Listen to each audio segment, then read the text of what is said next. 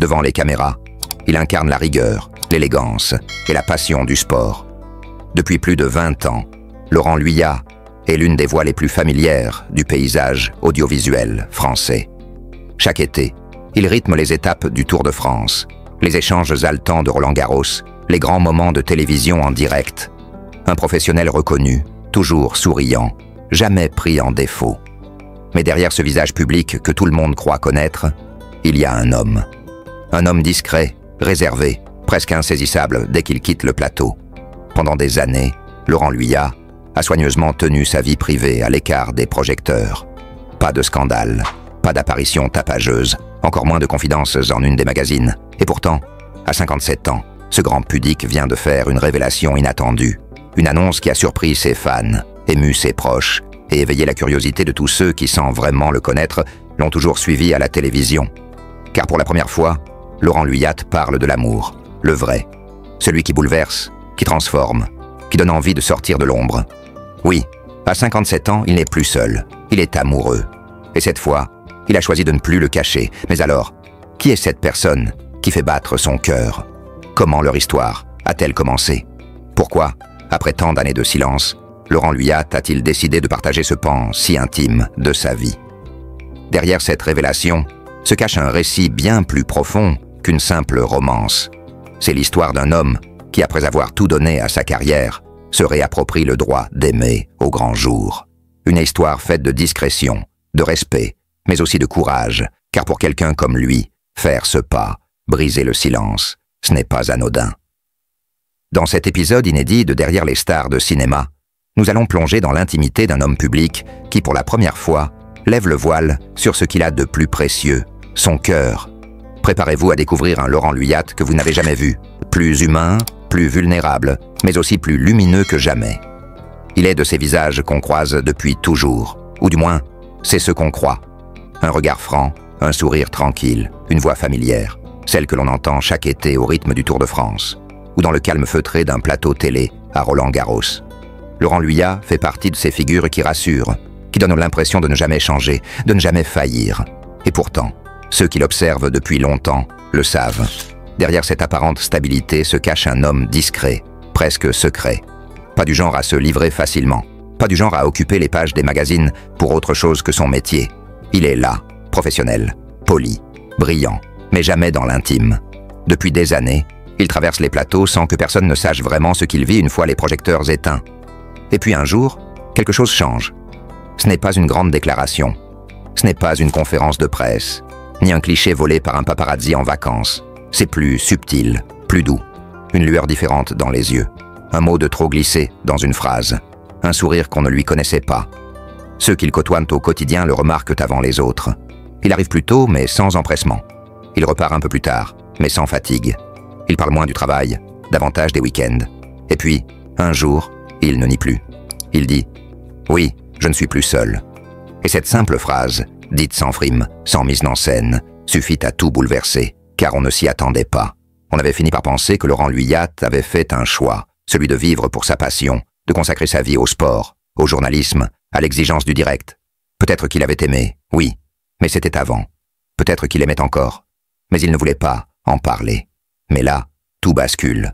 Et soudain, ce que l'on croyait figé devient mouvement.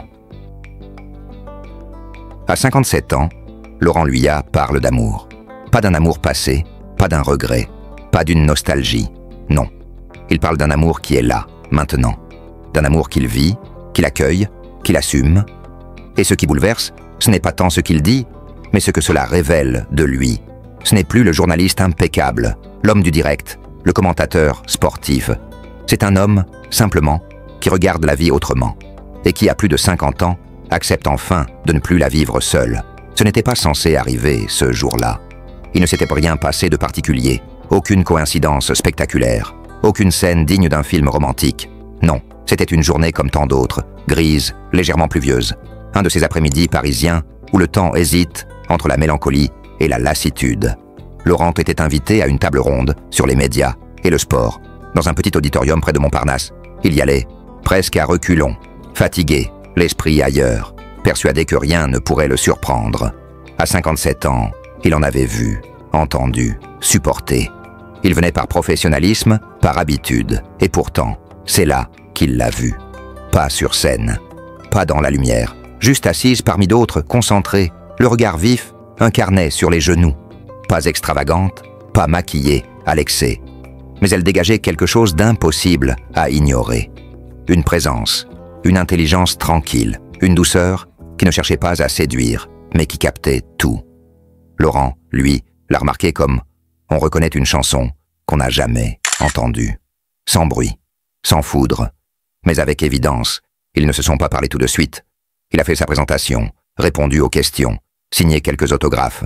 Elle est restée en retrait, observatrice. Elle n'avait rien demandé, ni cherché. Mais elle savait écouter. C'est plus tard, à la sortie, alors que la pluie recommençait à tomber, qu'ils se sont retrouvés côte à côte sous l'auvent. Un échange de regards, un sourire, une remarque banale sur le temps qui ne s'arrangeait pas. Puis, un café, improvisé, dans un bistrot à moitié vide. Rien de planifié, juste l'envie de prolonger un moment qui semblait suspendu. Ils ont parlé comme deux inconnus qui, sans le savoir, se reconnaissent. Pas de confidences immédiates, pas de jeu de séduction. Juste des mots simples, des histoires partagées. Elle lui parlait de ses voyages, il lui parlait du Tour de France, mais sans ce ton professionnel qu'il prenait à la télévision. Il lui racontait les coulisses, les galères, les silences dans les hôtels trop grands. Elle riait, mais jamais trop fort. Et lui, pour la première fois depuis longtemps, se surprenait à écouter, vraiment. Les jours suivants, ils ont continué à se parler. Par message d'abord, puis au téléphone. Aucun des deux ne semblait presser l'autre, mais tout allait vite, malgré eux. Il y avait une forme d'évidence dans leur manière d'être ensemble, même à distance. Et chez lui, quelque chose bougeait, une sorte de verrou qui sautait, doucement, car depuis des années, Laurent Luyat avait fermé une partie de lui. Pas par amertume, ni par déception, juste par choix, par sécurité. Il avait aimé, autrefois. Il avait été blessé aussi. Et puis peu à peu, il s'était dit que l'amour n'était peut-être pas pour lui. Que certains hommes étaient faits pour vivre seuls. Que sa vie, remplie d'événements, de voyages, de caméras, suffisait largement. Il s'était convaincu que l'intimité profonde n'était pas compatible avec sa vie professionnelle. Mais elle n'a pas essayé de forcer quoi que ce soit. Elle n'a pas tenté de l'éblouir. Elle n'a pas demandé plus qu'il ne pouvait donner. Elle était là, simplement, présente, douce, sincère. Elle ne posait pas 1000 questions, mais elle comprenait tout. Et ça, pour lui, c'était bouleversant. Alors, il s'est ouvert, lentement. Comme un homme qui n'a pas oublié comment on aime, mais qui a besoin d'apprendre à faire confiance, à nouveau. Il se retrouvait dans de petits endroits discrets. Un restaurant italien à la lueur tamisée, un cinéma d'art et d'essai où il s'asseyait au fond de la salle. Il l'écoutait parler de son métier, de sa passion pour la littérature, de son enfance en Bretagne. Et elle buvait ses mots sans chercher à le ramener à son image de personnalité télé. Elle ne voyait pas l'animateur. Elle voyait l'homme avec ses silences, ses doutes, sa tendresse maladroite. Petit à petit, elle est entrée dans sa vie, pas en fracassant la porte, mais en l'ouvrant de l'intérieur, avant d'être une voix, un visage, une figure familière du petit écran. Laurent Luyat était un enfant. Un garçon du sud-est de la France, né à Grenoble, élevé dans une famille modeste, au pied des Alpes, là où les hivers sont longs et silencieux, et où les rêves s'envolent souvent avec les nuages. Il n'en parle presque jamais. À la télévision, jamais un mot sur son enfance. En interview, il répond par des phrases courtes, polies, mais closes. Et pourtant, derrière ce silence, se cache une histoire, une famille, une racine, parfois douloureuse, parfois tendre, mais qui explique beaucoup de ce qu'il est devenu. Laurent est né dans une famille où le mot discrétion n'était pas un choix, mais une nécessité. Son père, ouvrier, travaillait de ses mains, avec cette fierté simple de ceux qui ne se plaignent jamais. Il partait tôt, rentrait tard, souvent épuisé. Il ne parlait pas beaucoup, mais son regard disait tout, une forme de dureté mélangée à de la tendresse qu'il ne savait pas exprimer. Sa mère, femme au foyer, tenait la maison d'une main ferme mais aimante. Elle avait ce regard inquiet des mères qui portent le poids du monde, sans jamais le montrer. Il n'y avait pas de cris chez les Luyat, pas de disputes théâtrales, mais une tension sourde, parfois, des absences, des silences lourds. Laurent a grandi là-dedans, dans une forme de pudeur émotionnelle, où l'on apprend très jeune à ne pas trop dire ce que l'on ressent. Et pourtant, il aimait. Il aimait ses parents, profondément. Il admirait la force tranquille de son père, la constance de sa mère. Mais il comprenait aussi, déjà enfant, qu'il devait tracer sa route autrement. qu'il aurait besoin de partir loin pour se trouver. Il n'avait pas de frère, pas de sœur, juste lui, seul face au monde. Alors il a développé très tôt cette capacité d'observation qui le caractérise encore aujourd'hui. Il regardait les gens, il écoutait, il apprenait. Dans la cour de récréation, il n'était pas le plus bruyant ni le plus populaire, mais il était celui qu'on respectait, celui qu'on venait voir quand on avait besoin de parler sans être jugé. La télévision est entrée dans sa vie presque par hasard. Il avait 12 ans quand il a vu un reportage sportif, un soir, sur une vieille télévision à tube cathodique. Ce n'était pas le sport qui l'avait fasciné, mais la manière dont on le racontait. La voix du commentateur, la tension, l'émotion qu'on pouvait transmettre à travers un écran. Ce soir-là, il a su qu'il voulait en faire partie. Ses parents ne comprenaient pas vraiment ce rêve. Pour eux, la télé, c'était loin, inaccessible. Pas pour les gens comme nous. Mais ils ne l'ont pas empêché. Ils l'ont laissé rêver, à leur manière, en ne l'en dissuadant pas. Et parfois, c'est déjà énorme. À l'adolescence, Laurent s'est enfermé dans les livres, la radio, les journaux. Il dévorait tout ce qui pouvait lui donner un sens du monde. Il voulait comprendre avant de parler. Il voulait mériter avant de briller. Il était monté à Paris à 20 ans, seul, avec une valise et une bourse d'études. Il n'avait aucun contact, aucun appui, mais il avait cette détermination qu'on forge dans les foyers silencieux, cette rage douce de ceux qui savent qu'ils doivent y arriver, parce qu'il n'y a pas de plan B, et au fond, malgré la distance, malgré les années, malgré l'image publique qu'il s'est construite, Laurent Luyat est resté ce petit garçon de Grenoble, celui qui ne parle pas de lui facilement, celui qui a appris à aimer en silence, celui qui sait que les racines, même douloureuses, sont ce qui nous tient debout. Ses parents sont aujourd'hui âgés. Il ne les évoque jamais dans les médias, par pudeur, mais dans l'intimité, quand il parle d'eux à ses proches, ses yeux brillent. Il sait ce qu'il leur doit, leur courage, leur silence, et cette force invisible qu'ils lui ont transmise. Avancer, toujours, même sans applaudissements. Aujourd'hui encore, Laurent retourne parfois à Grenoble. Pas souvent, pas longtemps, mais juste assez pour se reconnecter à quelque chose de plus ancien que sa notoriété. Il ne prévient pas toujours. Il arrive à l'improviste, en train, seul. Et dès qu'il descend sur le quai, quelque chose en lui change. Son rythme, sa respiration, même son regard. Ici, il n'est plus le journaliste de France Télévisions. Il est juste le fils. Sa mère vit toujours dans l'appartement de leur enfance, au 3e étage d'un immeuble sans ascenseur. Les meubles n'ont presque pas bougé. L'odeur est la même. Celle du linge propre, du café du matin, des souvenirs qu'on n'a jamais osé jeter. Il y a encore une photo de lui, adolescent, posée sur une commode. Elle est un peu délavée, mais elle est là. Sa mère y tient. C'est sa manière, à elle, de garder le lien. Quand il rentre, elle ne l'accueille pas avec des cris de joie. Ce n'est pas leur style. Elle lui demande s'il a faim. Elle prépare du gratin dauphinois, sa spécialité. Et pendant qu'elle cuisine, lui s'assied à la table de la cuisine, comme quand il avait 10 ans. Il ne parle pas beaucoup, elle non plus. Mais le silence n'est pas pesant. Il est doux, chargé, plein de choses qu'il n'arrive pas à dire, mais qu'il se montre autrement. Son père, lui, a vieilli. Il regarde la télévision dans le salon, souvent les chaînes d'information, parfois le sport, mais il ne commente pas. Quand il voit son fils apparaître à l'écran, il ne dit rien, pas même une remarque, mais il reste plus longtemps devant. Il regarde jusqu'au bout. Et Laurent le sait. Il ne lui a jamais dit qu'il était fier de lui, mais il l'est, à sa manière, dans le silence, toujours. Et c'est justement ce silence qui a laissé, chez Laurent, une forme d'anachevé, une attente floue. Il a grandi sans démonstration d'amour, sans mots tendres, mais avec une solidité presque brute. Cette éducation lui a donné des armes, la rigueur, la retenue, la constance. Mais elle lui a aussi volé quelque chose, la liberté d'exprimer ce qu'il ressent, de se sentir vulnérable sans honte. Pendant longtemps, il a cru que ça ne lui manquait pas. Il compensait par son travail, ses voyages, ses projets. Il remplissait les vides avec des responsabilités, des plateaux télé, des horaires fous. Il disait à ses proches « Je n'ai pas le temps pour une vie de couple ». Mais ce n'était qu'une manière élégante de dire « J'ai peur. Peur de ne pas savoir aimer, peur d'être maladroit, peur de ne pas être à la hauteur. Et surtout, peur de se livrer, sans armure, à quelqu'un. » Ses parents, eux, n'ont jamais vraiment compris pourquoi il ne s'est pas marié. Il ne posait pas de questions, mais il sentait l'interrogation, surtout dans le regard de sa mère. Pas de reproche, juste une inquiétude muette, une sorte de regret qui ne disait pas son nom. Ils auraient aimé voir leur fils fonder une famille, avoir des enfants, transmettre quelque chose. Mais ils ont accepté, à leur manière, que son chemin serait différent. Et pourtant, aujourd'hui, à 57 ans, alors que Laurent découvre un amour tardif mais sincère, il pense à eux. Il pense à ce qu'ils lui ont transmis et à ce qu'ils n'ont pas su lui apprendre. Il se demande comment leur parler de cette femme qui partage maintenant sa vie.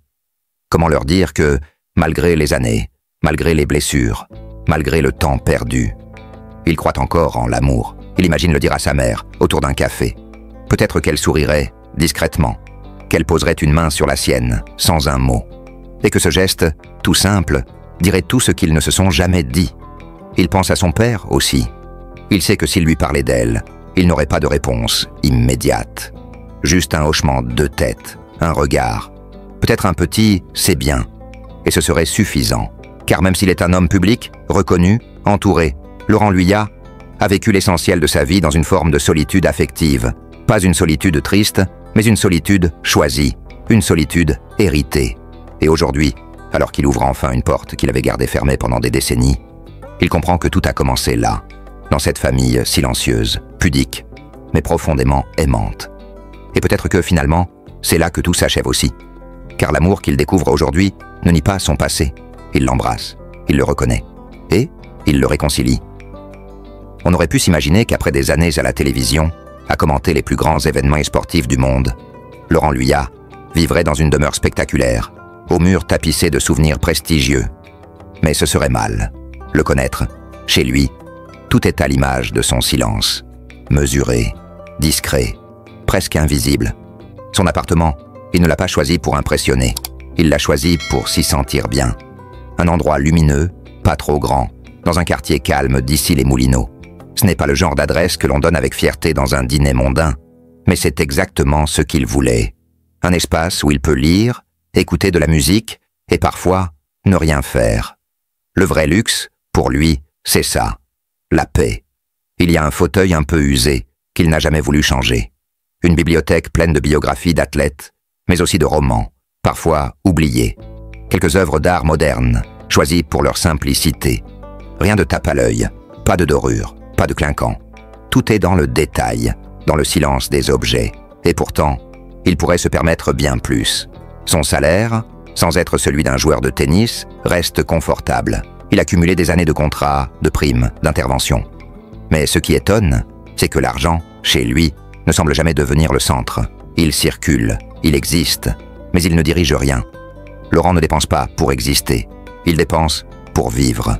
Il choisit ses voyages avec soin. Pas les hôtels 5 étoiles, mais les endroits où l'on dort bien. Il préfère une chambre donnant sur la mer à une suite présidentielle sans âme. Il aime les restaurants, oui, mais pas ceux où l'on photographie son assiette. Il aime les tables où l'on peut parler longtemps, en oubliant l'heure. Il a une voiture, bien sûr, mais pas une de celles qu'on remarque dans la rue. Une berline noire, élégante, silencieuse. Elle le mène là où il veut aller. Elle ne dit rien de lui, et c'est volontaire. Quant à sa maison en Isère, celle qu'il a achetée il y a une dizaine d'années, ce n'est pas un château. C'est une bâtisse ancienne, en pierre, rénovée avec goût. Pas pour impressionner, mais pour se retrouver. C'est là qu'il se rend quand la ville devient trop bruyante. Là qu'il s'autorise à être juste un homme parmi les arbres, les collines et les souvenirs. Ce lieu, il ne l'a jamais montré à la télévision, il ne l'a jamais photographié, il en parle à peine, mais c'est peut-être son bien le plus précieux. Pas pour sa valeur marchande, mais pour ce qu'il représente, un ancrage, une racine, un refuge. Certains de ses amis disent dès qu'il est économe. Lui préfère dire qu'il est lucide. Il connaît la fragilité des choses. Il sait que la popularité ne dure pas, que les contrats peuvent s'arrêter. Il a vu d'autres tomber, perdre pied, tout miser sur l'image et finir seul. Alors lui, il a fait le choix de la retenue. Il préfère investir dans ce qui reste. Un toit, quelques œuvres, de beaux livres, des souvenirs solides. Mais ce que Laurent possède vraiment, au fond, ne s'achète pas. Il possède du temps. Celui qu'il a appris à s'offrir. Celui qu'il choisit de ne pas vendre au plus offrant. Il possède une liberté rare, celle de ne pas avoir besoin d'en faire trop. Et il possède enfin, depuis peu, quelque chose qu'il pensait ne jamais retrouver. Le sentiment d'être complet. Pas à cause d'un compte bancaire bien rempli, mais à cause d'une main qu'il tient le soir, dans l'ombre d'un salon tranquille. Car au fond, le plus beau des patrimoines de Laurent Luyat, c'est peut-être tout ce qu'il ne montre pas. Il y a des hommes qui vivent pour posséder, d'autres qui vivent malgré ce qu'ils possèdent. Laurent Luyat, lui, n'a jamais couru après l'abondance. L'idée même de devenir riche ne l'a jamais vraiment fasciné. Non pas par vertu, mais par instinct, parce qu'il a vu, très jeune, ce que l'argent faisait quand il manquait, et aussi ce qu'il faisait quand il débordait. Dans son quartier d'enfance, les choses étaient en simple, il n'y avait pas de luxe, mais il y avait de la dignité. Les vêtements passaient d'un enfant à l'autre, les voitures tenaient tant qu'elles pouvaient, et les vacances, c'était parfois juste une semaine chez un cousin, à la campagne. Mais on ne manquait pas de l'essentiel. Et ça marque un homme. Alors quand il est arrivé dans le monde de la télévision, avec ses costumes bien coupés, ses buffets raffinés et ses hôtels avec vue sur la Seine, il a regardé tout ça avec une certaine distance. Pas du mépris, non, une lucidité. Il comprenait que tout cela pouvait séduire, mais il sentait aussi que tout cela pouvait l'éloigner de lui-même, petit à petit. Il a appris à tracer une frontière. Il pouvait apprécier un dîner étoilé sans en faire une habitude. Il pouvait dormir dans un palace sans en rêver la nuit suivante. Il savait que ses plaisirs étaient éphémères, contingents, parfois creux, et qu'ils n'étaient pas ce qui remplissait une vie. Ce qu'il refusait d'acheter, c'était le confort qui éloigne du réel. Il voulait garder le goût des choses simples, savoir faire la cuisine, savoir attendre, savoir marcher sous la pluie sans parapluie de marque. Il voulait que son argent serve, mais ne décide pas à sa place, bien sûr. Il a fait des choix, il a mis de côté, il a investi, il a appris les mécaniques, les placements, les risques. Il n'est pas naïf, mais il ne confond pas sécurité et accumulation. Il préfère une retraite tranquille à une fortune instable. Il préfère un livre bien choisi à un jet privé. Et surtout, il a compris une chose fondamentale. L'argent ne rachète pas le temps. Il peut tout acheter sauf les années passées, les erreurs faites, les mots